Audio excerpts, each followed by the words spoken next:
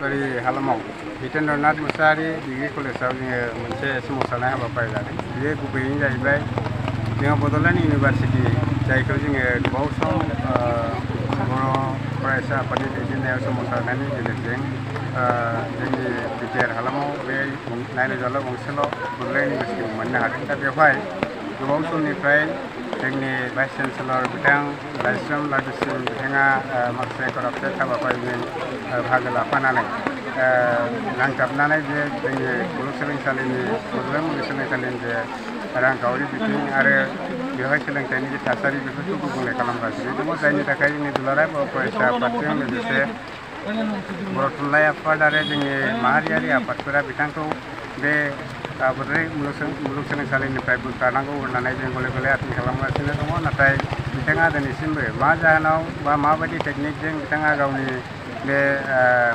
मासिखौ आजावनानै दंगासिनो दङ जों बेखौ बुजिनो मोनाखै। दा जोङो बेखौ मानगोनां गभर्नर बिथांनिसिम बेखौ जोङो सोमावसारनायनि गेजेरजों फोजोबस्रांनाय दिन्थिहरगासिनो दङ। नाथायबाबो दासिमबो बिथाङा बे हाबाफारिखौ बिबानखौ लागासिनो दङ। बिनि थाखाय जोङो दिनैहाय जोंनि पर्बतजरा हालामावबो बासबारि दख'राव थानाय जोंनि जितेन्द्रनाथ मुसाहारि कलेजाव जोङो मोननै दख'रा बर' फरायसा आफाद जेरै मंगलाजरा आरो बासबारि दख'रा दुलाराय बर' फरायसा आफादजों लोगोसे जोंनि पर्बतजरा जिल्ला बर' थुनलाइ आफाद आरो बासबारि दख'रा बर' थुनलाइ आफादनि गासै मावथिफोर लोगोसे बे फरायसालियाव फरायनानै थानाय फरायसुलि ओनसोलनि रायजो राजा सुबुं बयबो जयै जोङो मोनसे खुद्रिनाय हाबाफारि दिन्थिहरदों आरो दिनैहाय जोङो बे फोजोबस्रांनाय हाबाफारिनि गेजेरजों लाइस्रोम लादुसिं बिथां भाइस चेन्सेलरखौ बोख्लायनांगौ होननानै जोङो गोख्रोङै थांखि लानाय जादों।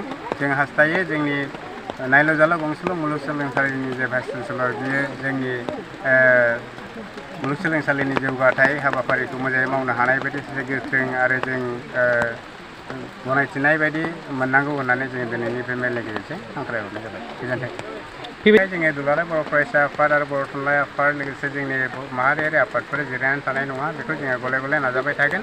मानोना जोङो बिथांखौ जों मिथिगौ जे बिथाङा सासे कालप्रिट, माने बिथाङा जेल जानाय सासे सुबुं, लोगोसे बिथाङा गोबां करापसनजों जड़ित जानाय। गतिके जों बिथांखौ बोखारनायखौ जेरैबाबो लुबैगोन आरो बिथांखौ बोखारागौमानि जों बे सोमावसारनायखौ लांबाय थागोन। आङो बे सोमावसारनायनि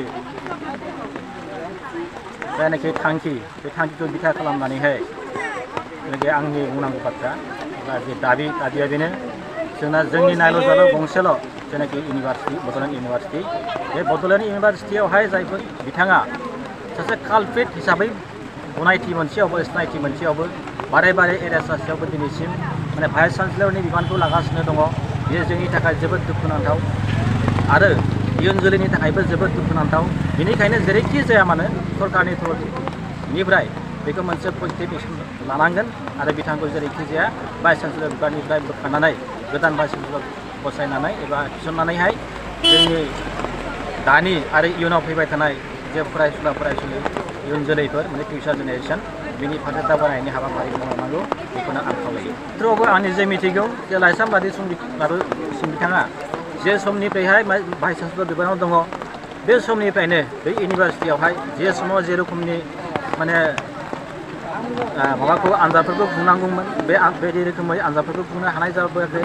लोगोसे जे समाव जे रोखोमनि रिजाल्ट होनांगौमोन, रिजाल्ट होनायनि बेलायावबो बिथाङा गासिबो फेलियर जाजोबदों। थि समाव बिथाङा रिजाल्ट होनो हायाखै। लोगोसे जेनाखि डकुमेन्टस पास जानायनि उनाव जे मानसि डकुमेन्टस मोनो, बे डकुमेन्टस बा सार्टिफिकेटफोरखौबो बिथाङा थि समाव होनो हायाखै। बेनिखायनो बिथां बायदि सासे ओरैबो नंजोबा फरायसाफोरनि जिउखौहाय एबा इयुनखौ फोजोबस्रांनानै होग्रा सासे लुबैसुला, माने रांनि बाथ्राखौल' सिन्था खालामनानै गावनि पकेटखौल' सिन्था खालामनानै सोलिग्रा बिथां बायदि सुबुंखौहाय बेबायदि इउनिभारसिटियावहाय बियो थानो मोना आरो बेखौ जेरैखि जाया बोखारनांगौ। 30 बोसोरनिफ्रायनो देहायारि जोथोननि बिथिङाव बुहुमनि बयजोंबो फोथायजानाय, लोगोसे साबसिन आरो रावजोंबो रुजुजायै गोरोन्थि गैयै फिथाइनि रादाय होग्रा एप'ल' डायग्नोस्टिक्सआ नोंथांमोननि साखाथियाव सौफैबाय। बे एप'ल' डायग्नोस्टिक्स सेन्टाराव थैजों सोमोन्दो थानाय गासिबो बेराम, कभिड-19 बेराम, खि, हासुदै आरो गुबुन गुबुन बेरामनि आनजाद खालामनाय जायो। नोंथांमोनहाबो आनजाद खालामफैजानो हागोन। थंआ जाबाय क'क्राझार टाउननि मालदां बाजारनि साखाथियाव थानाय रिलायन्स पेट्रल पाम्पनि उल्टाथिं।